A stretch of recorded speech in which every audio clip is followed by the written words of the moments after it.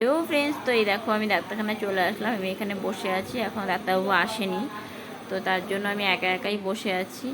এটা হচ্ছে ডাক্তারবাবুর চেম্বার, পাশে একটা অ্যাকোরিয়াম আছে, ওখানে অনেকগুলো মাছ ছিল, বাট এখন একটাই মাছ রয়েছে, আর কোনো মাছ ওখানে এখন নেই। তো যাই হোক, আমি একা একা বসে আছি, কি করব। ডাক্তারবাবুকে ফোন করেছি, সে এখনও আসেনি, তো তার জন্য আমি একা একাই বসে আছি। আর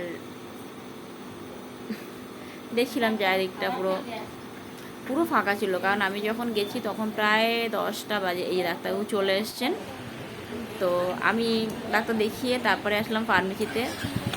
আমি ওষুধগুলো নিয়ে নিলাম। কী কী ওষুধ দিল দেখো তোমরা। তো মলম দিয়েছে, ব্যথা দিয়েছে, সব ওষুধই নিয়ে আসছে।